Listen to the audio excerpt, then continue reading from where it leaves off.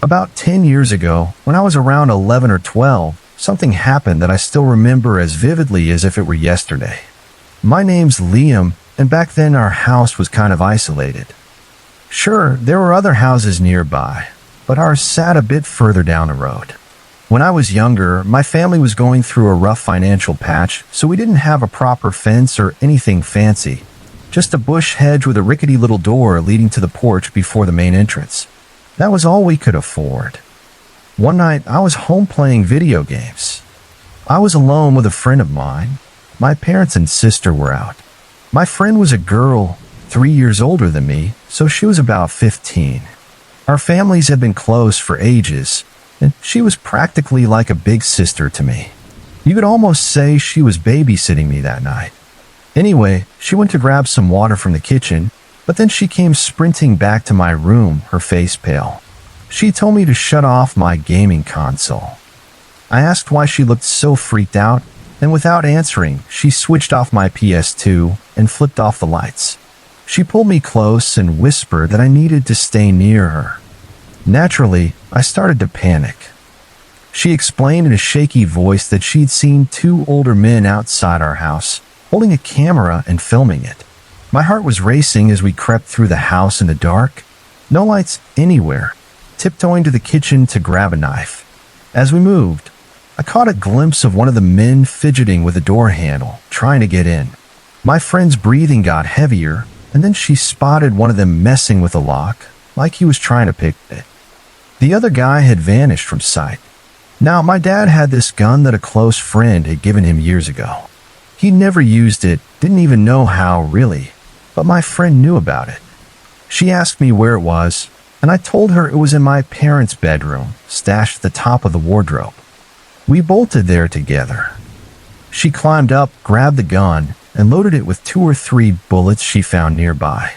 Just as she did, we heard a loud crash, one of the windows shattering. We could hear the men now, their voices muffled through masks but clear enough to make out. The one who'd broken the window was talking to the guy at the door. He said, "Hey, get away from the door. I got a way in. Kill the kid and get the girl." I froze.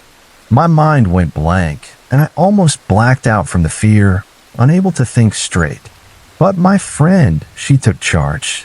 She gripped the gun, ran toward the noise, and screamed at the top of her lungs, "If any of you bastards hurt Liam or me, I'll shoot your damn balls off." The guy near the window bolted before he could even climb through.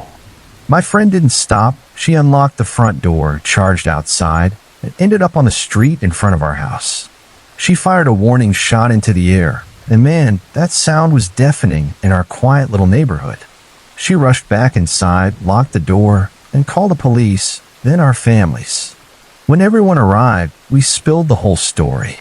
The cops told us there had been some break-ins around our area recently. Some families had even been hurt, though no one had died. They figured these guys were amateurs, which might have been why they ran so fast. Days went by, and the police said they might have caught one of them, but the other guy was never found. Thankfully, I've never had anything like that happen again since. I'm a college freshman down in the South, a black girl named Tiana. Before I dive into this story, let me paint you a picture of myself. I'm short, barely under average height at 5 feet 4 inches, and on the chubby side. This all happened one night when I was working at a rundown gas station across the street from my dorm.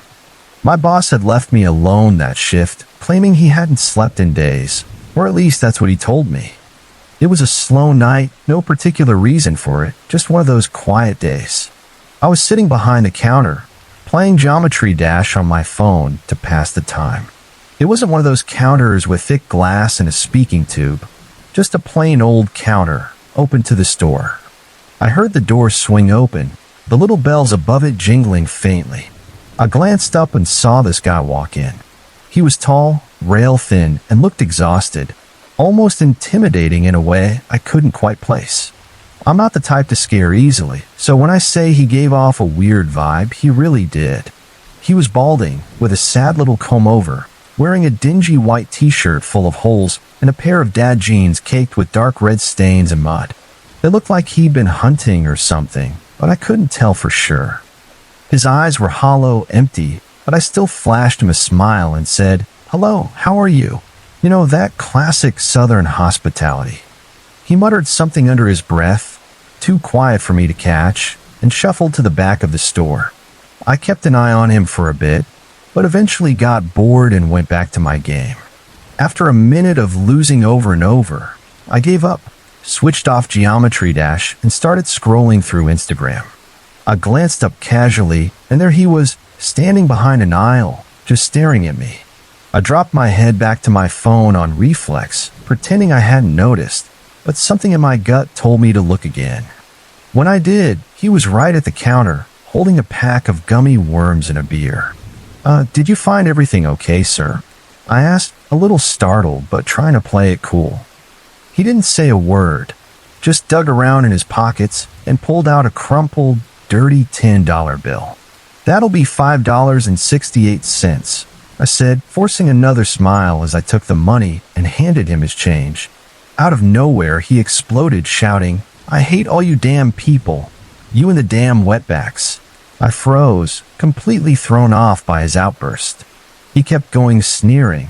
"Oh, you don't have nothing to say, huh? You bastards always got something to say. Never know when to shut your damn mouth. I swear to God, if I could hang you, I would." I gasped, my jaw dropping. I was about to snap back and tell him to take his damn worms and beer and get the hell out, but before I could, the door burst open. A few college guys stumbled in, laughing and loud, startling both me and the creep. He grabbed his stuff and bolted out the door without another word. One of the guys, a friend I recognized, grinned at me as he walked up with some Doritos and an Arizona iced tea. He must have seen the look on my face because he asked, "You okay?" I shook my head. "No, that guy who just left, he said he wished he could hang me." Started spewing all this racist crap out of nowhere. I didn't even do anything. I wasn't crying, just pissed off. My friend asked if he should go after the guy, but I told him, "No, I'll be fine." He nodded, then asked for a pen and paper. I tore off a piece of receipt paper and handed him the counter pen. "Call me if you need me, though," he said, scribbling down his number. His buddies came up with a pile of snacks, and after that, they headed out. About 2 hours later, my boss and a coworker showed up, meaning my shift was over. I grabbed my stuff, already half forgetting the whole mess, and said goodbye as I left. I started walking across the street toward my dorm. After about a mile, I heard someone yell, "Hey, sir, is there a reason you're here tonight?" I turned around and saw campus security talking to a lanky guy in the shadows. As my eyes adjusted, I realized it was him, the racist jerk from the gas station. His gaze locked onto me, and it sent a chill down my spine. He didn't answer the security guard, which only made it creepier, so I picked up my pace and got out of there fast. By the time I reached my dorm, I tried to shove the whole thing out of my mind. He'd been caught, and I was safe. The next day, I was at the Union Center, doing homework at a table with some music in my ears, when my friend from the night before sat down across from me. "Hey, I'm so glad you made it back, okay?" he said with a smile. I nodded. "Yeah, thanks." He let out a sigh. "They found some guy on campus last night with a pistol and a hunting knife. Skinny white dude, kept mumbling some pretty racist garbage under his breath. I figured it might be the guy you told me about." My stomach dropped. "I think it was," I said. "He was following me back to my dorm last night." My friend's jaw tightened, speechless for a moment. We just sat there, processing it. That creep had been armed and tailing me, and I'd had no idea how close I'd come to something awful. My parents' house is modest but nice for the area it's in, up in the north of England. When they picked the place back in the late 80s, they chose it because it backs right onto a huge field, a rarity in a part of the world where greenery is hard to come by. There's a dense line of tall trees at the edge of the field, directly across from their front door and window. During the day, it's a gorgeous view, but they figured out pretty quick that at night, the darkness beyond those trees can feel downright eerie. Not long after they moved in, they got burgled. The police reckoned the thieves had probably watched the house from that tree line for days, learning their routine and waiting for the right moment. The crooks knew the layout of the place too well for it to be random. After that, my dad put in a house alarm. Then, in the early 2000s, after a spate of robberies nearby and some hassle from local kids, he added CCTV and a motion-activated floodlight. The camera out front covers their small garden, the dozen or so steps leading up to the street, and a good chunk of the road beyond. The floodlight usually kicks on if anyone gets past the halfway mark on those steps. I went back to stay with them in the autumn of 2015 while I waited for my new apartment to be ready. My name's Ellie, by the way. They hadn't had trouble with those kids in ages, and there'd been no break-ins reported locally for just as long. It's the kind of place where I'd walk around at night without a second thought. That first night, around 11 p.m., my dad was at work, and I was watching TV in the front room with my mom. Out of nowhere, there was a loud bang on the front window. I jumped up and went outside to check it out, annoyed to see the floodlight hadn't come on. Right in front of the window was a big pile of dirt and rocks. Someone had obviously chucked it from the street. I scanned up and down the road but didn't spot anyone. Then I looked toward that dark line of trees across the field. Nothing there either. Still, I couldn't shake this weird feeling, like invisible eyes were locked on me. Back inside, I asked Mom if we should check the CCTV footage. She said the system had stopped working a while back, but they'd kept the big, obvious camera up as a deterrent. Smart move, I thought, though not much help right then, and clearly not scaring anyone off either. She also explained they'd turned off the floodlight because local cats kept setting it off all night long. You couldn't tell from the living room with the indoor lights on, but upstairs, when you're trying to sleep, it's a nightmare having it flash every 10 minutes. The next day, Dad decided it was time to replace the camera, just in case something like that happened again. He went for one with infrared so it could still pick up the garden and street clearly at night. He set it up, hooked it to a DVR, and had it running from that evening on. The new camera was tiny, barely noticeable from the street, and mounted on the opposite side of the house from the old, bulky one. Sure enough, around 11 p.m. that second night, there was another loud thud against the front window. This time, Dad and I went out together. Same deal. Nothing but a pile of broken up rocks and dirt someone had balled up and thrown. We went back in, rewound the DVR by about 5 minutes, and watched. There he was on the screen, a guy in a hoodie who'd pulled up tight to hide his face. He walked along the street parallel to the house, stopped right opposite the window, and turned to stare at the closed blinds for a good 30 seconds. Then he reached into his pocket, pulled out what we guessed was a clump of dirt, lobbed it, and sprinted toward the tree line. He slowed down just before disappearing from view, so we figured he was still out there, watching when we stepped outside. My parents had dealt with crap like this from local kids for years, so they assumed it was one of them again. Maybe that one kid who'd grown up but never matured, still occasionally yelling stuff at them in the street. He was their top suspect. They decided to switch the floodlight back on as an extra deterrent. The next day, Dad popped into the local police station to ask their advice. Since there wasn't any real damage and the footage didn't show a face, they said there wasn't much they could do. Just keep an eye on it and come back if things got worse. That night, 11 p.m. rolled around and nothing happened. Mom even said something about being glad whoever it was had obviously gotten bored and moved on. I felt satisfied it was over, so I stepped out the front door for a quick cigarette, scanning the tree line as best I could through the dark, just in case. Then I headed to bed. The next morning, I woke up early and glanced out the bedroom window toward the front garden. The gate at the top of the steps was wide open. I couldn't remember if it had been like that the night before. Mom's obsessed with keeping it shut. She's always grumbling about the postman leaving it open, so I figured he must have been by. But when I got downstairs, there was no mail on the doormat. It wasn't proof of anything, but it bugged me enough to check the DVR. I rewound it a couple of hours. The gate was open the whole time. No postman, no one. I kept going 4 a.m., 2 a.m., midnight, still open. Then I hit 11 p.m. the night before and saw a flurry of movement. I played it from there.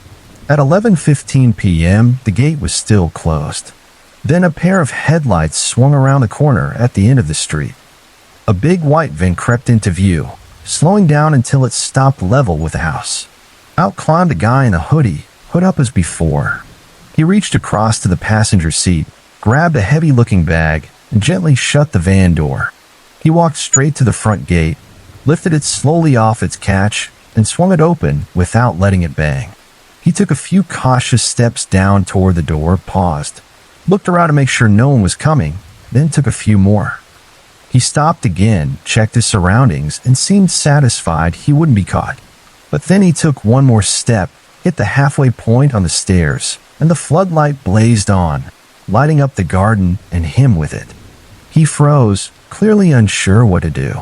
Then he glanced down at the bag in his hand, tilted his face up toward the camera lens, and the angle of the light and camera caught the bottom half of his face, just enough to see a big, smug grin plastered across it. Just like that, he turned, strolled back up the steps, and got into his van. But he didn't leave. The floodlights switched off once he was gone from its range. We watched his headlights shrink as he reversed back down the street and stopped just within sight. He killed the engine and waited. I'd totally forgotten what happened next until that moment. It hit me like a jolt. There I was on the screen, stepping outside for my cigarette, oblivious, scanning the trees while 50 yards to my left, this guy sat watching me. I went back inside after a few minutes. A bit later, his headlights flared up again. The van crawled back toward the house, stopped for a second right outside, then pulled away and vanished. Freaked out, I told my parents everything and asked Dad to go back to the police, tell them we had a trespasser now. He did, but their response was that he was probably just some lost guy looking for directions. Without an ID, they said it'd be a waste of time. They didn't even want to see the footage. Nice. We kept an eye on the CCTV for the rest of the weeks I was there, but our nighttime visitor never showed up again. I've got no clue what he wanted, why he was watching the house, testing our reactions, coming by when he knew we were all home, or why he picked us out of a row of terraced houses. But after seeing that grin up close on the screen, I'm damn glad I didn't step out for that cigarette a few minutes earlier that night. This happened about 9 years ago when I was 14. My dad's a big-time hunter, and while I never really got hooked on it myself, I still tagged along with him pretty often. Just getting out into the wilderness was enough for me. It felt like an escape. Anyway, it was the middle of squirrel season, and one afternoon we headed out to a campsite to set up and get ready for the next morning. That night, Dad told me he thought I was old enough to hunt on my own. Down here in the South, that's kind of a big deal, like a rite of passage or something. He said he knew a good spot for me to try, so the next morning we took his boat down to the bayou from our camp, heading for that location. He pulled up to the shore and told me he'd be hence in about 2 hours to pick me up. It was still early, the sun barely up, so I stepped off the boat and found a comfy tree to sit under until it got light enough to see. I didn't want to stumble around in the dark and get lost. Once the sun had risen a bit, I set off through the woods. I wasn't all that serious about hunting. I wasn't really out to bag anything, so I just wandered, taking it all in. I headed north for a while, keeping an eye out for signs of squirrels, shaking branches, cracked nuts on the ground, that sort of thing. After some time, I came across a small trail veering east and decided to follow it. When I say trail, I mean a deer path, something worn into the ground by animals passing through. I walked maybe a mile or so and spotted a few squirrels along the way. I'd been going for about 45 minutes when I realized I should probably turn back to where Dad had dropped me off. As I did, I noticed another trail branching off into a thicker part of the woods. I'd seen it earlier but hadn't paid it much mind, except this time, I clocked these weird symbols carved into the trees. They almost reminded me of Nordic runes because of their shape, but they were way more detailed and intricate. Curiosity got the better of me, and I decided to check it out. Looking back, that was a dumb move, and to this day, I still don't know why I did it. I'd grown up in the woods and never been scared before, but being out there alone felt different than when I was with someone. Guess it shook me a little. The deeper I went down that trail, the more confused I got. More symbols popped up on the trees, and there was this eerie silence hanging over everything. Normally, you'd hear a squirrel chittering or some rustling, but this patch of woods felt dead. No sound at all. I'd walked about half a mile by my guess when I noticed the trees ahead starting to thin out, the light breaking through. I knew that meant a clearing was coming up. I wish I'd never stepped foot in that place when I found there still messes with me. It was obviously man-made. The ground was torn up where trees had been cut down and their stumps yanked out. The trees ringing the clearing were covered in those same symbols. Right in the middle sat a huge stump, had to be 5 feet across, and on it was a dog or maybe a coyote. Its skin had been stripped off, its stomach sliced open, and its guts were spilling out over the stump, some dripping onto the dirt below. It didn't hit me right away. I'd cleaned game before, so I was used to that kind of sight, but I'd never seen a dog like that. I edged closer to get a better look, and what really got me was how fresh it was. No flies buzzing around, none of that sour rot smell. I knew the stench of a fresh kill from experience, and this was it. It was a chilly October morning, and I could still feel heat rising off its body. I started poking around the ground near the stump, not sure what I was looking for, when I saw the footprints. Tons of them, circling the stump in a messy ring. Then I spotted a knife nearby, its handle all fancy and carved up. That's when I felt it, someone watching me. I couldn't tell what it was, but I knew I didn't want to stick around and give whoever or whatever did this a reason to come after me. So I played it cool, acting like I didn't care. I turned around, walked back toward the main trail, glancing at the trees like I was still hunting. Not a worry in the world. It must have worked, because I made it out of there fine. Once I hit the main path, I hauled ass back to where Dad had dropped me off, facing the woods with my shotgun ready, just in case. I never told Dad about it. He'd probably think I was making it up to mess with him. But I did ask my grandfather later, figuring he'd know something with all his years in the woods. When I told him the story, he muttered something in French I didn't catch, then got real serious. He warned me never to go back to that spot. He said if I hadn't had my gun with me, I wouldn't be standing there talking to him. He wouldn't say more than that, no matter how much I pressed. I've never been back to that part of the woods since. A couple of years ago, I was living with my partner at the time. He's my ex now. One evening, we were watching TV together, and I started feeling drowsy, so I decided to head to the bedroom for a nap. I was just drifting off when I noticed something, a pair of eyes staring at me through a crack in the bedroom door. The hallway beyond was dark, so I couldn't make out much else. Just those eyes. Half asleep, I figured it was my partner standing in the shadows, messing with me. I let out a sleepy laugh and mumbled, "Piss off," before rolling over to get back to sleep. But the feeling didn't go away. I could still sense those eyes on me, and now I was getting annoyed. Without turning around, I said louder, "I'm not in the mood for joking around. Leave me alone." After a few seconds, I heard the door creak open a little wider. Still groggy, I flipped back over and unleashed a string of curses at the doorway. It was half open now, filled with the blackness of the hall, and there they were again, those eyes fixed on me, and below them a big, toothy grin. Not a friendly one either. It was stiff, like a skull's, and the eyes didn't blink, just stared in this creepy, unyielding way. I assumed my partner was being a jerk, so I grumbled and drifted off anyway. When I woke up not long after, the door was still half open, and the eyes and grin were still there. I was about to launch into a full-on rant when I heard my partner sneeze through the wall between the bedroom and the living room. It hit me like a brick. That wasn't him standing there. Panic surged through me, and I rolled off the bed, crashing onto the floor. By the time I scrambled up enough to peek over the mattress, the door was still ajar, but no one was there anymore. My partner wandered in a second later, looking confused, and asked what the hell I was doing making all that noise. I blurted out the whole story at 100 miles an hour, barely breathing, until I finally calmed down. We searched the entire flat top to bottom, but found nothing. No sign of anyone. I barely slept that night, sitting up in the dark, watching the door to make sure it didn't budge. Later, a friend told me it was probably just a hallucination, something that happens when your body's shifting between sleep stages. They said it's tied to sleep paralysis. Some people get vivid hallucinations or sensory tricks like that.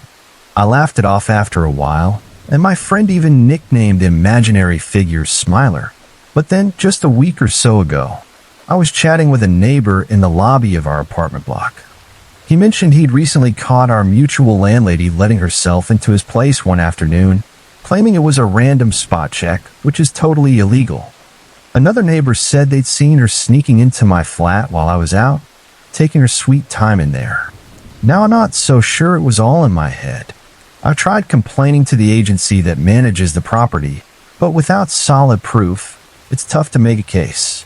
These days, I keep my keys turned in the lock whenever I'm home, and I've got a camera set up to watch the place while I'm out. So far, nothing's happened again. My first babysitting gig almost got me and the kids killed, all because of one stupid mistake. I was 14 at the time, and this happened during the summer of 2014. I'd known these kids and their parents practically since I was born. Our neighborhood was tight-knit, and our families hung out all the time. I still remember that night clear as day, even years later, and it still scares the hell out of me. Our parents were heading out to some fancy adults-only restaurant to celebrate my mom's birthday with the kids' parents. They said they'd be back around 11 and reminded me to lock the doors. There were 3 kids, Haley, Alex, and Madison. Haley was the oldest, 12, almost 13. I know it sounds odd that I was babysitting someone just 2 years younger than me, but Haley wasn't exactly reliable. Her friends were a bad influence. Alex, the middle kid and only boy, was usually pretty chill. He loved video games and kept to himself most of the time. Madison, the youngest, was about 6, and she was the toughest to handle. She didn't listen, acted older than she was, swearing, refusing to sleep, and had even stolen stuff from her school more than once. Our parents left around 7 p.m., and I figured it'd be an easy night since I got along with the kids. They were usually good for me, except for Madison and sometimes Haley. $60 for a few hours seemed like a sweet deal, but it turned out to be the most terrifying night of my life. As soon as their parents were gone, Madison wanted to play outside. I trusted Alex to stay in, but Haley usually had friends over and got into trouble. Mom's wine, Dad's cigarettes, even a credit card she found when she was 8. So I told her to come out with us. She did, but then announced she was going to the store and took off. I started chasing her, but Madison wandered toward the road, so I yelled, "You better be back soon or I'm calling your parents." I got Madison into the garden, and we played with her dolls for a bit. I checked on Alex a couple times. He was fine, glued to his games. Haley eventually came back, but she lied about the store. No surprise there. She brought her friend Jess instead. They went inside, and I kept playing dolls with Madison for maybe 10 more minutes. That's when I made the biggest mistake of my life, mostly because of Madison. This guy pulled up in his car right in their driveway and asked if we were okay out there alone. I didn't get why he singled us out. There were at least 20 other kids outside. I told him we weren't alone, that our parents were inside, but Madison blurted out, "No, they're actually out at dinner." The guy smiled, told us to have a good night and be safe, don't stay out past dark, all that stuff, then drove off. At first, I didn't think much of it. It was weird he picked us out of all those kids, but I figured he was just concerned. His car looked normal. He didn't seem like a creep who'd hurt a kid. Still, I was mad at Madison and gave her the whole stranger danger talk, but she just called me a jerk and acted like it was nothing. It pissed me off that she didn't get what she'd done, so I made her come inside. Haley and Jess surprisingly weren't raiding the wine again, and Alex was fine, so I sat Madison down in the living room and we watched TV. It was around 9 by then, so I told Madison to get ready for bed. She threw a fit and bolted to the backyard. When I went after her, I saw a light in the woods behind their house. I thought it might be kids playing, but now I'm convinced it was something worse. I finally dragged Madison inside and started reading her a story. She calmed down when I read. She actually liked it, so I kept going until she fell asleep. I checked on Haley and Jess, but they wouldn't open the door. Alex was still in the basement on his Xbox or whatever, so I made him come up and do something else. He was cool about it. No whining, and started watching TV.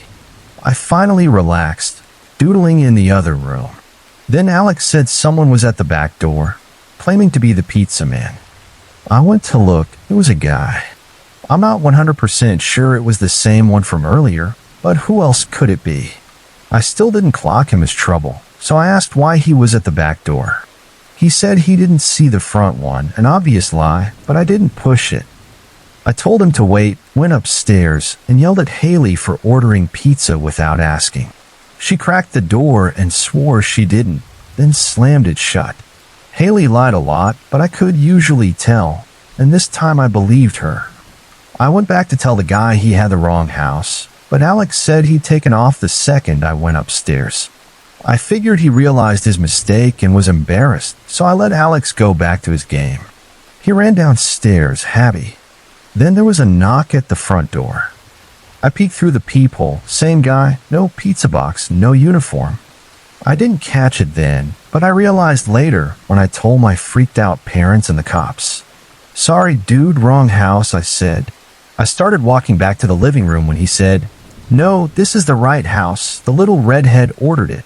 I should have known then not to let him in. How'd he know Madison had red hair from a supposed phone call? She was a weird kid, but I doubt she'd mention that randomly. All I could think about was her. I ran upstairs to chew her out for ordering pizza and being up, but she was still asleep. I thought she was faking, so I woke her. She called me a jerk again and said she didn't order anything. I couldn't find a phone in her room, so I dropped it. She wouldn't go back to sleep, so I let her watch TV with me. Yeah, I'm a lousy babysitter. We went downstairs, and I went to tell the guy it was still the wrong house, but he was gone. I brushed it off. We got Alex up from the basement to watch with us. Thank God we did. It might have saved his life. We were watching TV when Alex said he heard something downstairs. I paused it. He was right. I told the kids to stay put, thinking it might be an animal, and opened the basement door. What I saw still haunts me.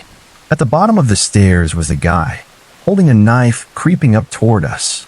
He froze when he saw me, then charged. I screamed, slammed the door, and locked it just before he reached the top. He started pounding on it, yelling something I couldn't make out. I was screaming too. Alex and Madison ran in, terrified, and I grabbed them without explaining, hauling them upstairs to Haley's room. She must have heard the chaos in my sobbing, because she opened the door fast this time. She slammed it shut, locked it, and I choked out what was happening between tears. She started crying too, panicking, along with Alex, Madison, and Jess. We all piled into her closet and locked it, thinking it'd buy us time. It was damn scary, the scariest thing I've ever been through. Hiding in that tiny, dark space, knowing we could die any second, is something no one should endure. For that half hour, we sobbed quietly, hearing him banging around downstairs. Then it stopped. We thought he'd broken in and was coming for us, but it was actually their parents. He must have heard them pull up and figured he couldn't take them all, so he bolted into the night. They didn't see him or know anything until we told them.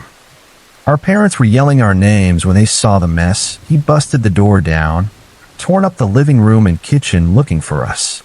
If they'd been any later, I might not be here typing this. I only babysat a few times after that.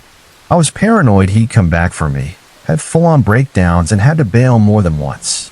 He never did, but I was convinced surviving that night was a fluke and he'd finish me off someday. If anyone's reading this, drill stranger danger into your kids' heads. Lock your doors and windows. You never know what's out there. I'm a 29-year-old guy from England, and this happened near the end of August 2014. I was out with some mates at a bar, celebrating my birthday. We'd been at it for about 8 hours by the time we decided to call it a night. We were up on the first floor of the place, and my friends headed down the staircase to the main doors ahead of me. For some reason, probably because I was smashed, I thought I'd take a shortcut off the stage next to the stairs. I figured it'd be a quick drop to the ground, but it was more like 5 or 6 feet. I landed with my legs straight, knees locked, and heard a snap. Right away, I knew something was seriously wrong. Someone dialed 999, and I ended up in a surprisingly calm ambulance ride to the hospital, doped up on gas and air. They gave me an x-ray there and found I'd broken both my legs. I kind of guessed as much. Your right foot pointing down instead of up is a dead giveaway. My heart sank even more when the doctor said they'd have to admit me for surgery in a couple of days. By then, they pumped me full of morphine, and I was still huffing gas and air like a pro, so I was pretty out of it. A porter wheeled me up to the ward, and a nurse introduced me, explaining they'd split the genders into separate rooms the day before, men in one, women in another. I remember thinking, even through the haze, that it was an odd thing to mention. Shouldn't that be standard? She got me settled in a men's ward, right by the entrance. My bed was one of 5, next to the shared toilet and shower room. It was around 5 a.m., and the place was dark and quiet. As the nurse ran through the admittance stuff, I could just make out a guy in the bed across from me. Unlike the others, who were out cold, he was awake, sitting up, watching me get wheeled in. I couldn't see his face, but the patchy white hair on his head caught the moonlight streaming through the windows, so I figured he was older. What got me was how still he was, like a statue. No movement, no sound, just staring at me the whole time. Before the nurse left, I asked her to pull the curtain around my bed so I was blocked from view. Eventually, I drifted off. I woke up the next day to find my parents there, sitting by my bed. Standing with them was the guy from across the room, chatting away like they were old pals. I'm not exactly a people person, and with 2 busted legs, I was already grumpy, so I wasn't thrilled they'd let some stranger hover over me while I was out. He introduced himself. Let's call him Mick. He seemed friendly enough, one of those harmless old guys who's lonely and eager to talk to anyone. Early 70s, short, round, in for a fractured collarbone from a fall. When he finally wandered off, my parents said he seemed nice, just happy to have fresh faces to gab with. That first day, my parents left, and the doctors came by to fit me with splints to have my surgery, set for day 3. They made it clear I'd be stuck there for at least a week and wouldn't walk for months, not what I wanted to hear. Mick hovered nearby during all this, ear on. When the doctors left, he plopped down in the chair next to me and asked me to repeat what they'd said. I wasn't in the mood, and figuring he was harmless, snapped, "Why do you need to know? You were standing right there. You heard it all." The second I said it, his whole vibe shifted. The sweet old man vanished. His face went blank, like it had flattened out, and he fixed me with this weird stare, one corner of his mouth curling into a lopsided grin. "My wife just died, he said. I'm no good with death talks, so I stumbled over my words, landing on, "I'm so sorry to hear that. How long ago?" That grin made me think it had been a while. About 3 weeks. Just like that, gone. His face didn't budge, and he never broke eye contact, just staring with that creepy half-smile. I got the sense he wasn't all there. Thankfully, the nurses rolled in with dinner, and he shuffled back to his bed. He watched TV the rest of the day, and I stuck my iPod in to avoid more chit-chat. I chalked him up as a bit off, too weird for me to deal with. Lights out came, and I had the nurses draw my curtains again. Despite the pain, I crashed early. I woke up in the early hours, one of those slow wake-ups where something feels off but you can't place it. The ward was pitch black and silent, especially around my bed with the curtains up.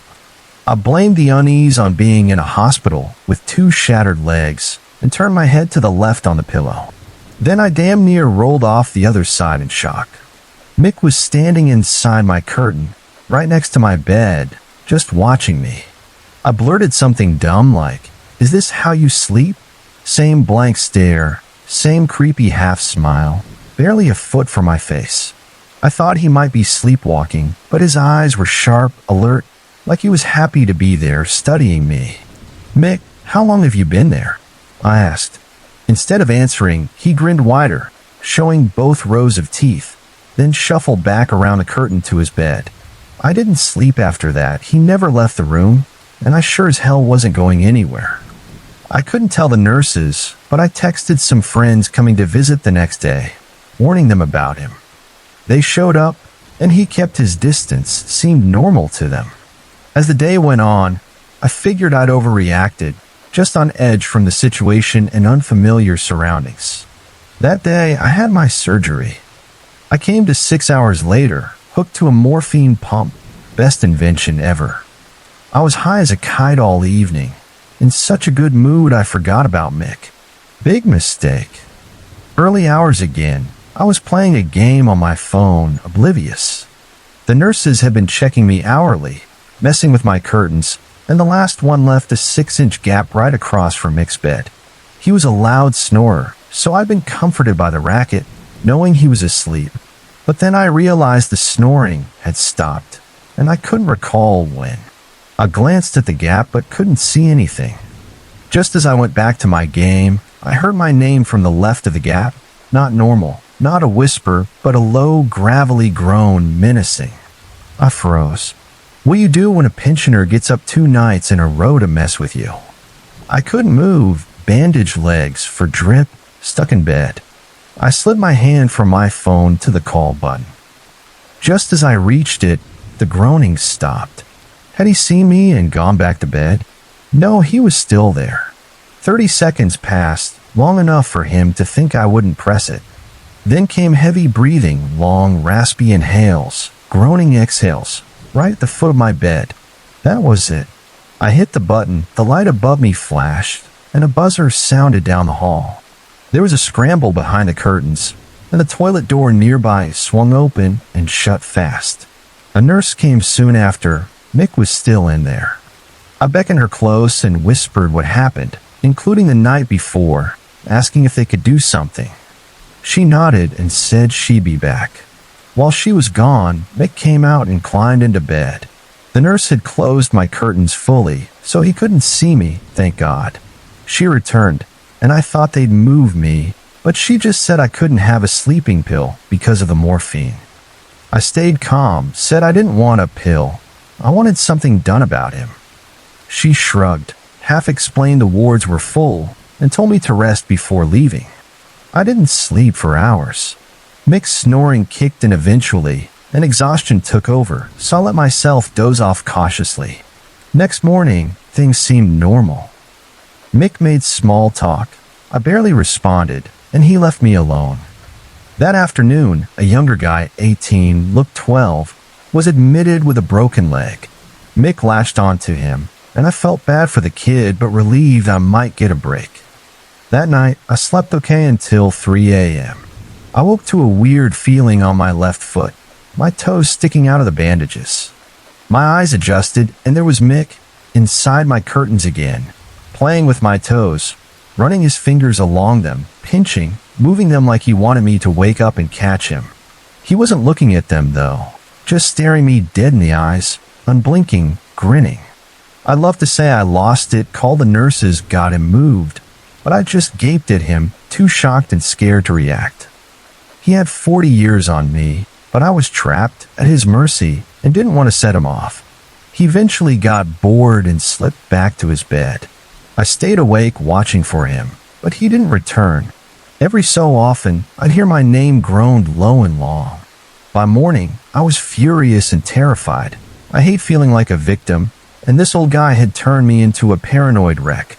Every time he got up for water or a stretch, I tensed, expecting him to come back. He didn't, though, just focused his creepy attention on the new guy. That afternoon, Mick went for a scan and came back glum, saying he'd been cleared to go home. An ambulance was booked in a couple hours. He said goodbye to everyone, saving me for last. "Look after those legs. They're fragile things," he said. I half smiled, crippled by English politeness, and said I hoped he felt better soon, thinking that was it. Then I felt pressure on my left foot. I looked up, ready to yell, and saw him clamping his hand around it, squeezing so hard his knuckles went white. The break was higher up, so it didn't hurt the bone, but it was intense. With that creepy half smile, he rasped, "Very, very fragile," then let go and shuffled off to pack. A couple hours later, he was gone. I told the nurses everything before I left, but they brushed it off, said it was partly the drugs or me misreading things. I don't think about Mick much now that I'm back on my feet, mostly normal. But sometimes, when a twinge in my legs wakes me at night, I remember that hospital stay and swear I'll never end up back there again.